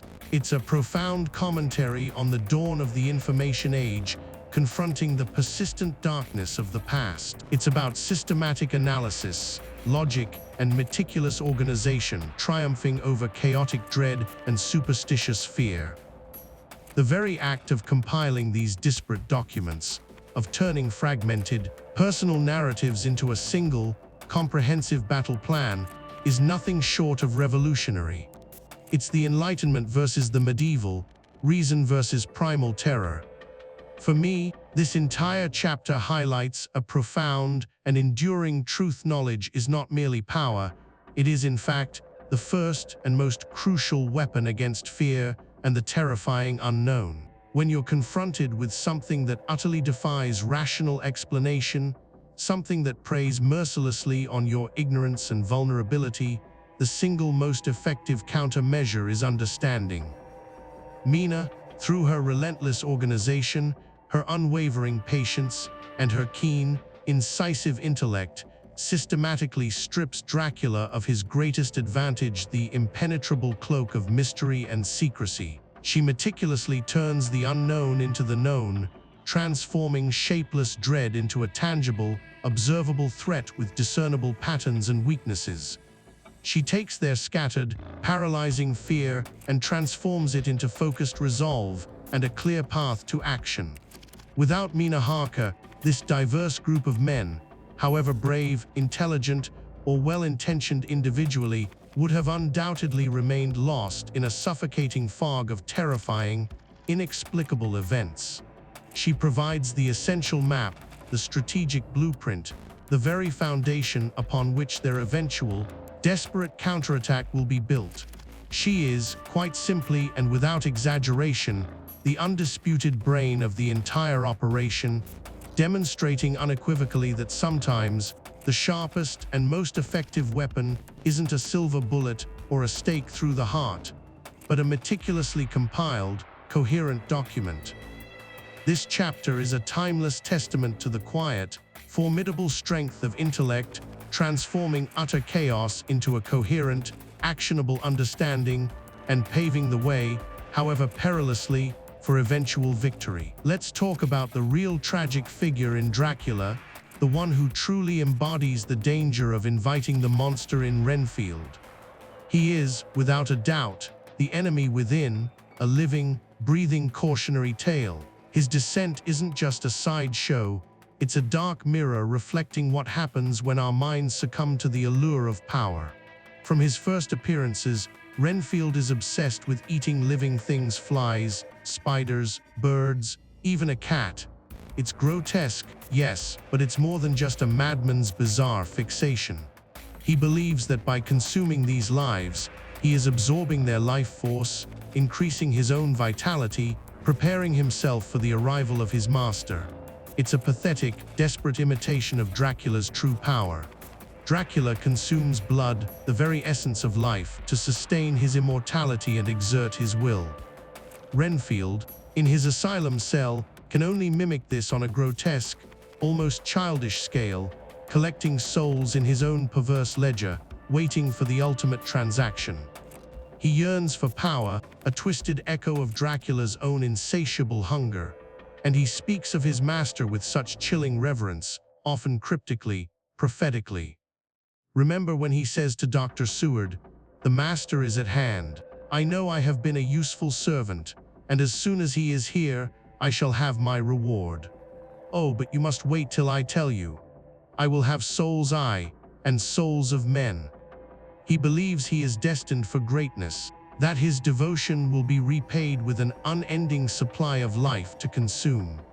This isn't just delirium, it's a terrifying glimpse into the mind of someone utterly enthralled, totally subjugated by a malevolent will. He's not just a patient, he's a pawn, an advanced scout, his disturbed mind a conduit for Dracula's influence long before the Count physically arrives. He senses Dracula's presence, his power, almost like an antenna. But here's where Renfield transcends mere madness and becomes truly poignant. There's a moment, a brief, shining flicker of humanity, where he breaks free, when he finally understands the true horror of Dracula, especially what the monster intends for Mina. A switch flips. The Count has been feeding on Mina, slowly draining her, turning her into one of his own. Renfield sees this, perhaps with a clarity born of his own tortured proximity to evil, and he is horrified. He tries to warn Dr. Seward, muttering, "He has got away. Ah, why did you let us sleep? Why did you not tell me that he was coming? He was in my room as sure as you are here. I saw him, oh so big and red. He was in the window and wanted to get in. He wanted her. But I kept him out. He thought he could get past me, but I am strong. Oh, so strong." And then, a moment later, in a fit of desperate courage, he confronts Dracula directly, a pathetic, frail man standing against an ancient evil. Dracula, of course, easily overpowers him, smashing him against the wall, leaving him for dead. But in those final, agonizing moments, Renfield achieves a tragic sort of redemption. He manages to gasp out crucial information to Van Helsing and the others, details about Dracula's movements, his true nature. He says, when he is almost gone, he has been feeding on her. On the mistress. See, I know what he means to do. He wants souls. All souls for him. He tried to get to her. He would have drained her completely. But I stood in his way. I put myself between them. It's a moment of immense courage, a final act of defiance from a man whose life has been nothing but subservience to evil. His mind, so long a twisted playground for the Count, offers one last, invaluable service to humanity. Renfield's madness wasn't just random chaos, it was a highly organized, systematic surrender to a dark influence. His zoophagous tendencies were a rehearsal, a grotesque warm-up for the real thing, a desperate attempt to emulate the power he sensed in his master. But in his death, he reminds us that even in the most broken minds, a spark of humanity, a capacity for love and sacrifice, can remain. He shows us that even after inviting the monster in, after being consumed by it, there's still a chance, however slim, to fight back, to throw a wrench in its plans, to offer a final, desperate act of resistance. His end isn't just tragic, it's a testament to the enduring, albeit sometimes dormant, strength of the human spirit. Chapter 17, The Attack on the Sanctum.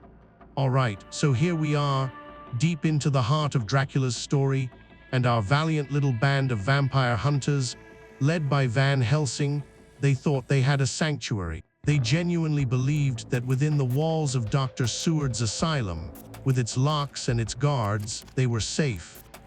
It was their command center, their haven, the one place where they could strategize, rest, and protect Mina, who, let's be honest, was the most vulnerable among them, and perhaps the most crucial. She was their pure heart, their connection to the human world, their hope. And Dracula knew it. He always knows where to strike hardest, doesn't he? The evening started like any other. The group, weary but resolute, were discussing their next moves, the slow, methodical hunt for the Count. But outside, in the shadows, something sinister was brewing. Renfield, poor, tormented Renfield, had been acting stranger than usual. His bizarre pronouncements, his desperate pleas for protection, they were easily dismissed as the ramblings of a madman. But in hindsight, he was a tragic prophet. He sensed the impending storm, the evil closing in, but no one truly listened until it was too late. Then it happened. A sudden, violent commotion. A crash, the shattering of glass, and then a series of sickening thuds from outside. My heart races just thinking about it. They rushed out to find Renfield brutally beaten, broken, lying in a pool of blood. It was a horrifying sight, a brutal prelude to the true horror. Someone or something had torn through him with terrifying ferocity. The raw violence of it was a stark warning, but before they could even fully process the tragedy of Renfield, another, far more insidious terror unfolded. A chill wind seemed to sweep through the asylum, not from outside, but from within, a cold dread that settled deep in their bones. They burst into Mina's room, their sanctuary within a sanctuary, only to find a scene that would forever haunt their nightmares. There, before their horrified eyes, was Mina, in a trance-like state, her face pale, her beautiful nightgown stained with a crimson horror. And looming over her, a dark, grotesque figure, Dracula himself, his eyes burning with an infernal light. He had forced her, compelled her, to drink his own vile blood. Can you imagine the sheer violation? The utter desecration? This wasn't just an attack on a person, it was an attack on her very soul, a defilement of everything pure and good. This moment, for me, is the most terrifying in the entire book. It's not just the physical danger, it's the psychological blow. Their safe space, their last refuge, had been breached. Their home, their literal home, was no longer safe.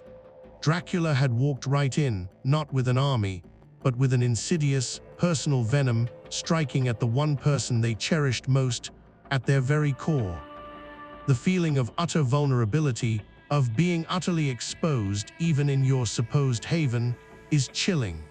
It's a reminder that when evil truly wants to get to you, it will find a way, no matter how many locks you put on the door.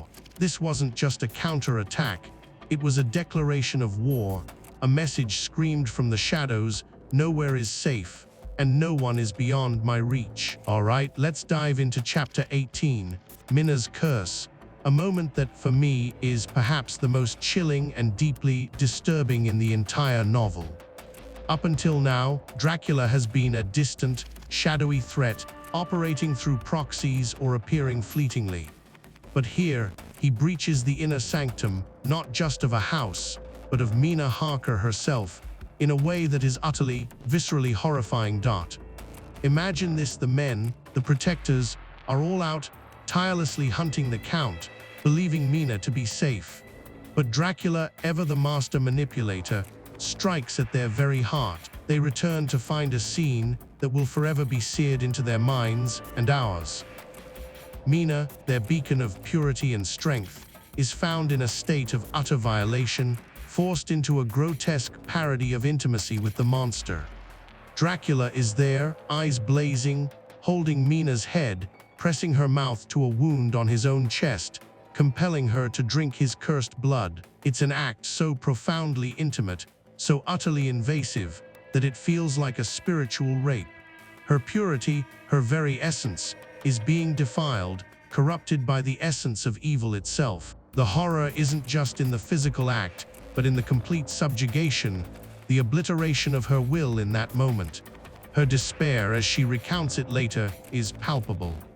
The tears, the shame, the feeling of being utterly tainted, it's heartbreaking.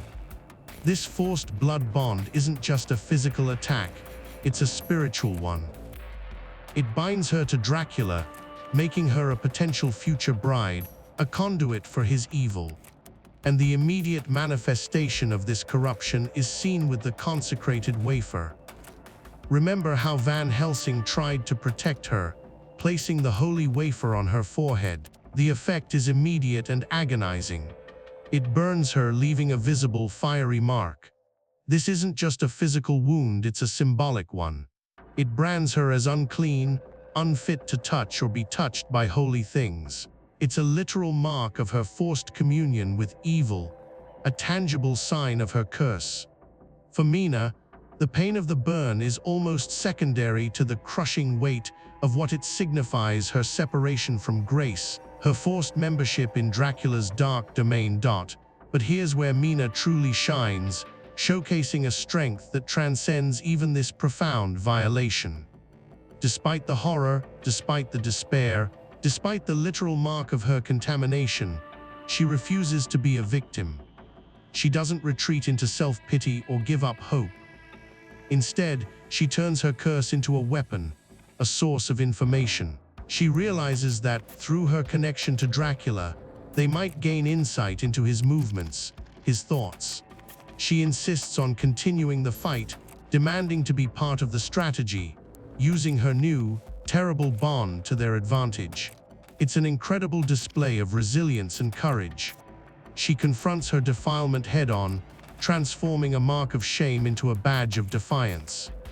Mina Harker, even in her deepest agony, remains an indomitable spirit, proving that even Dracula's most heinous acts cannot extinguish the human will to resist and to fight for good. Her curse becomes their most dangerous, yet most crucial, asset in the battle against ultimate evil. Chapter 19, A Weapon of the Mind.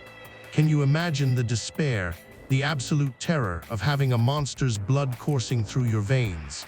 Mina Harker, dear Mina, was living this nightmare. Dracula's unholy baptism had cursed her, marking her as his future bride, slowly but surely turning her into one of his undead legion. It felt like an insurmountable tragedy, a complete defeat. But here's where Professor Van Helsing, in his infinite wisdom, sees not just a curse, but a twisted opportunity. He proposes something truly audacious, a gamble that would either save them all or plunge Mina deeper into the abyss. His idea: to turn Mina's agonizing bond with Dracula into their greatest weapon. You see, because of the blood exchange, Mina now shared a psychic link with the Count. Van Helsing theorized that at certain times, when Dracula was at his most vulnerable, transitioning between states, specifically at sunrise and sunset, this link would be strongest. And so, he devised a plan to hypnotize Mina during these critical moments, hoping to glimpse through her eyes, through her mind, into Dracula's own consciousness. Imagine the sheer audacity of this. Using the very thing that binds her to her tormentor as a means to track him, to predict his moves, to understand his monstrous strategy. This wasn't just a clever tactic, it was a profound act of strategic genius, and more importantly, an immense display of bravery on Mina's part. She volunteered, knowing the immense risk, the mental strain, the potential for her own soul to be further corrupted. Each hypnosis session was a journey into the heart of darkness, a wrestling match with the evil that sought to claim her. Yet, she faced it head-on, offering herself as the team's most vital intelligence gatherer. This wasn't passive victimhood, it was active, courageous resistance. It speaks volumes about the theme of resilience, doesn't it? Finding strength in one's own vulnerabilities. Mina, initially a victim, transforms into a pivotal player, her cursed state becoming a unique advantage. Her vulnerability, the very thing Dracula imposed upon her, becomes the key to unlocking his secrets. This isn't just a physical battle, it's a battle of minds, a spiritual struggle, where humanity, even in its most afflicted state, finds a way to fight back. It's a powerful reminder that even our deepest wounds can sometimes forge the strongest weapons, that what seems like a curse can, with enough courage and ingenuity, be transmuted into a tool for liberation. Mina's sacrifice, her willingness to delve into the mind of her tormentor, gives the hunters their first real chance, a flicker of hope in their desperate pursuit. It transforms her from a future casualty into the cornerstone of their counterattack, empowering the victim in the most unexpected and brilliant way. Chapter 20: The Race Against Time. Alright friends, take a deep breath. This is where the story ratchets up. Dracula, the ancient predator, is finally on the run. But don't think this is a victory lap. Oh no, this is the race of their lives, a desperate, frantic chase across the heart of Europe, with Mina's soul hanging in the balance, a ticking clock counting down to her complete transformation. They knew his destination, his ancestral castle, the dark heart of Transylvania. He'd travel in his coffin box, by river, slow and steady but inexorable. Their strategy: speed, breakneck speed. Van Helsing, the brilliant tactician, split them up. Jonathan, Arthur, and Quincy Morris took the faster, overland route. Endless trains rattling across borders, churning steamships, then horses pushed to limits through the countryside. Every connection was a blur, a frantic scramble. Exhaustion, constant vibration, gnawing anxiety their only companions. Van Helsing with Mina took a different path, leveraging her horrifying connection to the Count. That psychic link, a vile gift from Dracula, allowed her to glimpse his movements through forced hypnotic trances.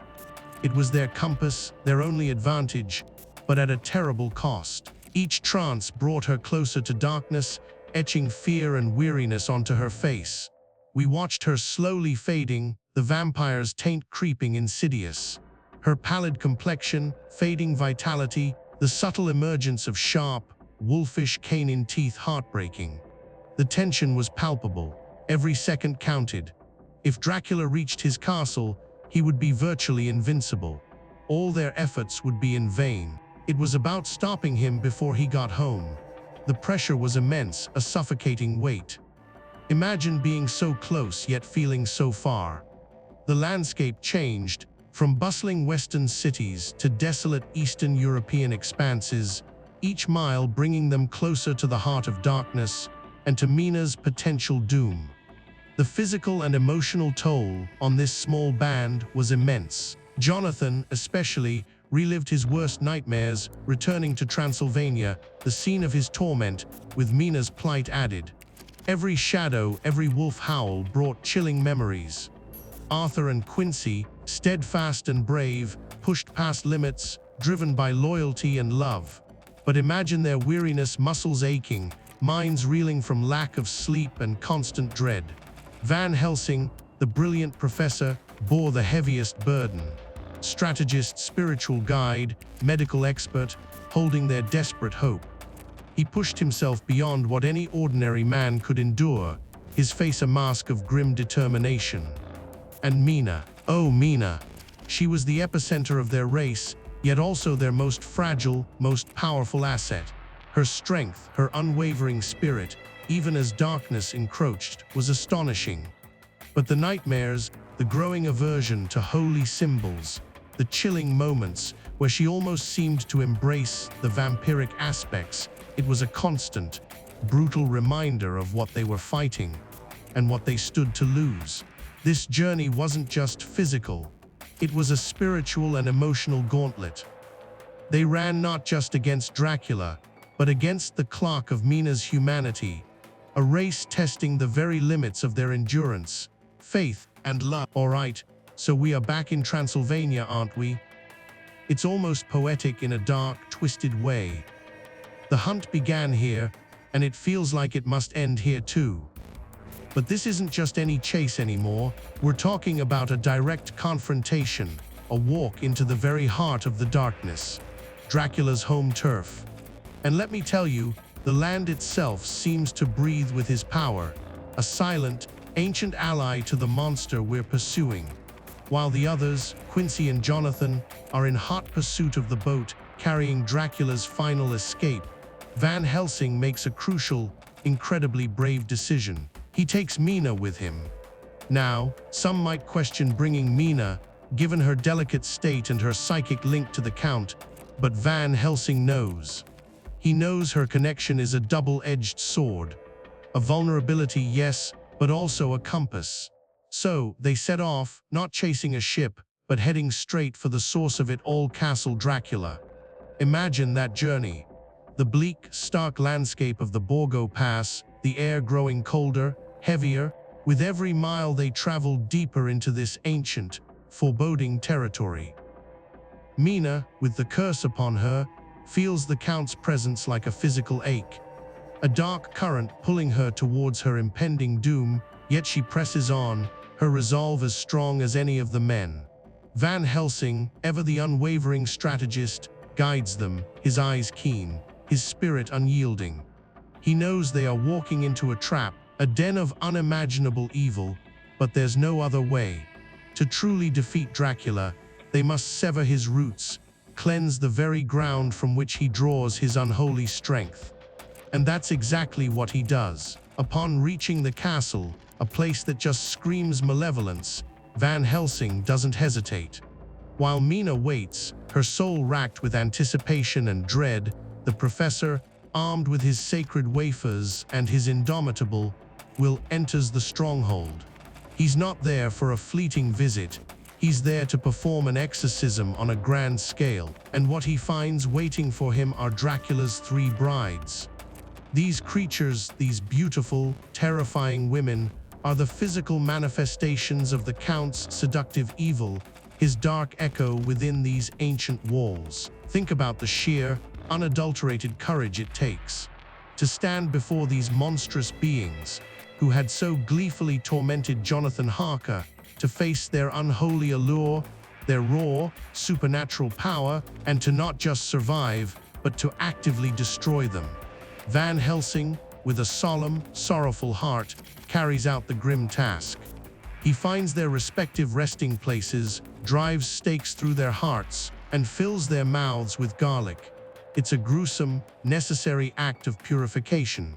He's not just killing monsters, he's systematically dismantling Dracula's power base, brick by dark brick. Each blow struck against the brides is a blow struck against the Count himself, weakening his hold, his influence over this wretched land. This moment, for me, really encapsulates the entire struggle. It's not just about chasing a monster across Europe. It's about having the guts to walk directly into the lion's den, knowing full well that every shadow might conceal a threat, that the very air you breathe is tainted. It's the ultimate act of defiance, a direct challenge to the darkness on its own terms. Van Helsing and Mina's journey to the castle and his subsequent cleansing of it isn't just a plot point. It's a testament to human courage, to the unwavering belief that even in the heart of darkness, light can prevail. If only we are brave enough to carry it there. All right, buckle up, because this, my friends, is where it all comes down to a heart-pounding, desperate race against time. After chapters of creeping dread, of fragmented battles and personal losses, we finally arrive at chapter 22, the strength of the pack. And let me tell you, it's a title that perfectly encapsulates the brutal, beautiful truth of what's about to unfold. Our heroes, these weary, haunted individuals, have finally converged. No more splitting up, no more lone wolf antics. This is it. They know Dracula is making his escape, returning to his unhallowed ground. They are in pursuit, a relentless, furious chase across the treacherous European landscape. Imagine it, a desperate scramble by land and by sea, tracking the gypsies, those loyal, superstitious servants, as they ferry Dracula's cursed box upriver, a coffin filled not with peace, but with a living, breathing evil yearning for home. Harker, our initial protagonist, is a man transformed. Gone is the naive, eager young lawyer. In his place stands a hardened, determined avenger. He's driven by the memory of Lucy, by the terrifying ordeal in Castle Dracula, and most powerfully, by the desperate need to save Mina. He's exhausted, yes, but his resolve is a steel rod. When he finally lays eyes on that box, on those gypsies, every ounce of his being screams for vengeance, for an end to this nightmare. You can almost feel his hands itching to strike. Then there's Quincy Morris. Oh, Quincy, the quintessential American frontiersman, a man of action, of quiet bravery.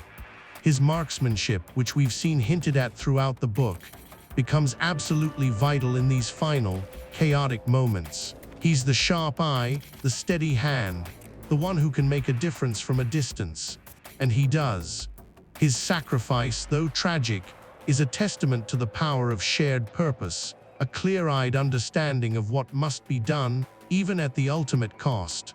It's not just a shot, it's a moment of pure, selfless heroism. Van Helsing, the brilliant, enigmatic professor, is the conductor of this grim orchestra. He's the strategist, the one who saw the bigger picture, who understood the ancient evil they faced. His wisdom, his unyielding belief in the face of the supernatural, kept them focused, kept them moving forward when despair threatened to overwhelm. He is the anchor. And Seward, the devoted doctor, and Lord Godalming, the heartbroken nobleman, they complete this formidable team. Their physical strength, their unwavering loyalty, their shared grief for Lucy, it all coalesces into a singular, unstoppable force. They are not just fighting a monster, they are fighting for each other, for the future, for a world free from this ancient terror. This final confrontation isn't about one hero slaying a dragon.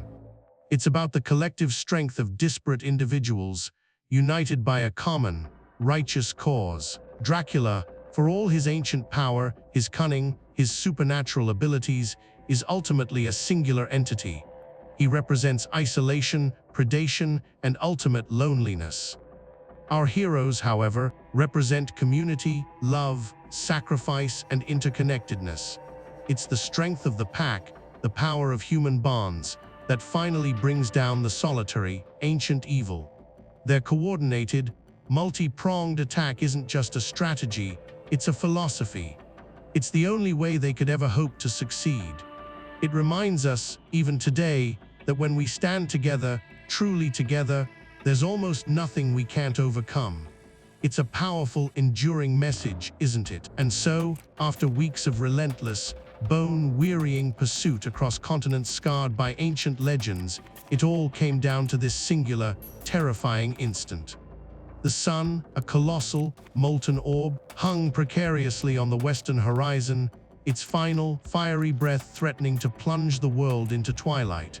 With that, Dracula would regain his full, horrifying power. This wasn't merely a frantic race against an ancient predator. It was a desperate sprint against time itself, a do-or-die gamble played out under a sky bleeding crimson. Our heroes, battered but resolute, had finally cornered him. The air thrummed with a raw, almost painful energy. Jonathan Harker, his face etched with grim determination, clutched his formidable kukri, its sharp blade catching the last, defiant glints of sunlight. Beside him, the brave, stoic Quincy Morris, ever the unwavering frontiersman, held his Bowie knife, its honed point aimed with unwavering precision. Dracula, stripped of his vast powers by the encroaching day, yet still an impossibly formidable, ancient being, was truly trapped. His eyes, once burning with malevolent intelligence, now flickered with a raw, almost disturbingly human terror. He was a cornered animal, yes, but one whose fangs had feasted on countless generations. The final, agonizing moments were a chaotic blur of desperate motion, a brutal symphony played out with the screech of steel. As the very last, agonizing sliver of the sun dipped below the distant mountains, painting the desolate landscape in a final, apocalyptic glow, they struck. It was a simultaneous, perfectly coordinated act. Jonathan's kukri slashed across the Count's throat, a swift, decisive blow that severed the ancient connection to his cursed existence. In that precise instant, Quincy's knife plunged deep and true into the vampire's heart, a final, fatal thrust. There was no grand explosion, no ear-splitting scream. Instead, a profound, almost guttural gasp, akin to a sigh of immense relief, escaped Dracula's lips. And then, before their very eyes, in a horrifying yet strangely graceful spectacle, the unimaginable happened. His body, that ancient, terrible vessel of centuries-old evil, began to disintegrate. It wasn't a slow decay, it was an instantaneous, accelerated crumbling, like an ancient edifice made of dust and nightmares caught in a sudden, violent tempest.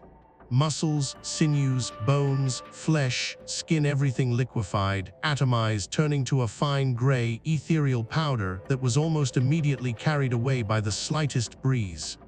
It was a horrific sight, yes, utterly alien and disturbing, but what truly struck me, what still echoes with unsettling clarity in my mind, was the expression on his face in those fleeting milliseconds before complete oblivion. Amidst the terrifying transformation, amidst the swirling dust and the fading, crimson light, there settled upon his features a profound, almost beatific, and undeniably peaceful calm. That look. It lingers, doesn't it? It gnaws at the edges of your understanding. Was it merely the peace of a defeated tyrant, finally brought low by mortal hands? Or was it something far, far deeper, infinitely more poignant and profoundly unsettling? Was it perhaps the ultimate release from an unbearable burden, an endless, agonizing curse he had carried for so impossibly long? For all his monstrous acts, his insatiable, bloody hunger, his centuries of inflicting terror, was he, in those final, ephemeral moments, a victim too? A wretched, unwilling prisoner of an immortality he perhaps never truly wanted, or at least, never truly enjoyed. It forces you to wonder, doesn't it, about the very nature of evil, about unforeseen redemption, and about the impossibly fine line that separates the remorseless monster from the agonizing sufferer. In that last, blood-red sunset, perhaps Dracula wasn't just utterly destroyed. Perhaps, in that fleeting moment of dust and profound peace, he was finally, truly, unequivocally free. And that, my friends, is a chilling, haunting thought indeed.